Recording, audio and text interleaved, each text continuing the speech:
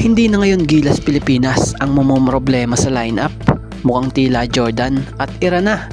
So gaano nga ba kalaki ang impact na madadala ni Kai, especially ngayong mga crucial game na para sa Gilas Pilipinas ang kanilang mga magiging laro, especially this fourth window ng FIBA World Cup Asian Qualifiers? At sino nga ba ang pupwedeng big man na itapat sa kanya ng Jordan at Iran? So wag na nga nating patagalin pa, tara at atin ang talakayin yan.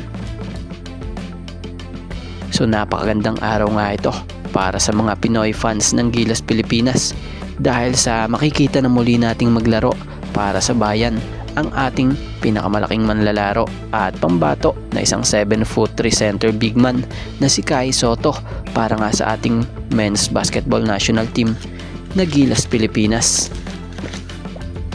So ang paglalaro muli ni Kai Sotto sa Gilas Pilipinas ay siyang dapat pangambahan ng Jordan at Iran na siya ang makakalaban nga sa fourth window ng FIBA World Cup Asian Qualifiers. Dahil nga sa tangkad at haba ng wingspan ni Kai Sotto, isa ito sa big factor para mahirapan ang Jordan at Iran. So bukod pa doon, bit-bit ni Kai ang mataas na IQ sa basketball dahil hindi lang siya basta malaki. May mga skills din siyang bihira mo makikita sa big man ngayon, gaya ng husay sa pagpasa. Ilan nga sa inaasahang magiging malaking problema ng Jordan at Iran sa pagbabalik sa Gilas Pilipinas ni Kai Sotto for Window 4 ng FIBA World Cup Asian Qualifiers ay unang-una, yung tangkad nito na 7'3". Mahihirapan talaga dito ang mga mas mabababang sentro ng Jordan at Iran na pigilan ang kanyang pagtaas para sa tira o rebound sa ibabaw ng rim. Pangalawa, yung passing IQ niya or husay sa pagpasa.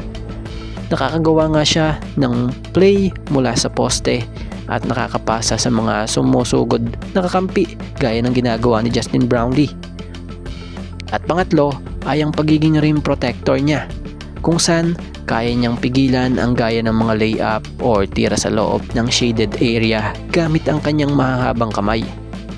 Kagandahan pa ngayon kay Kai Sotto nga, mas matured na nga na Kai Sotto ang ating makikita ngayon. So yan talaga ang magiging problema ng Jordan at Iran dito. So lumihis tayo ng konti sa main topic natin. Lumiban tayo sa Jordan. Kung sisilipin natin yung big man nila, may dalawa tayong nasisipat na posible nga nila itapat kay Kai Sotto.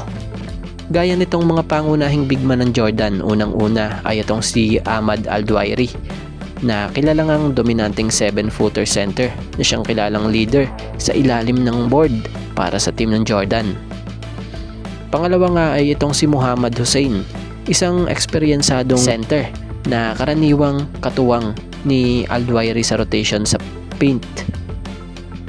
Sa Iran naman, meron pala sila ditong 7'2" center na si Hassan Al-Yakbari, isa sa pinakamataas na manlalaro din sa Asia na nagbibigay ng mataas or ng taas at protection sa ilalim ng basket.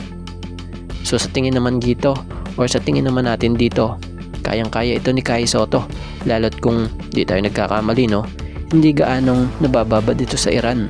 At saka tingin natin mas bata si Kai Sotto rito, so mas maligsi ang kayang gawin ni Kai Sotto at mas malaki nga po or ibang estilo ng paglalaro ni Kai Sotto dito kumpara sa big man na ito ng Iran. Sumunod nga dyan ay itong 6'8" center na si Solar Monji, isang aktibong sentro na sumasandig sa kanyang pisikal na laro at kadalasan niyang maaasahan sa rebounds at depensa. At sumunod na dito ay yung 6'7" power forward na si Arsalan Kazemi, ang siyang eksperyensadong forward na nagdadala nga ng hustisya sa rebounding at leadership para sa team. So yan yung tatlong yan ay naglaro lahat yan sa nakaraang third window. Pero syempre abangan natin or tingnan natin kung makakasama ba sila muli sa fourth window ng FIBA World Cup Asian Qualifiers. Dahil kung kasama nga sila, asahan yung mga yan ay babangga sa 7'3" big man nating si Kai Sotto kasama ang Gilas Pilipinas players. So good luck para sa Gilas Pilipinas sa fourth window ng FIBA World Cup Asian Qualifiers. At sana makuha natin ang mga panalo dito. At syempre magpugay din ang lahat dahil nagbabalik na nga si Kai Soto para sa Gilas Pilipinas.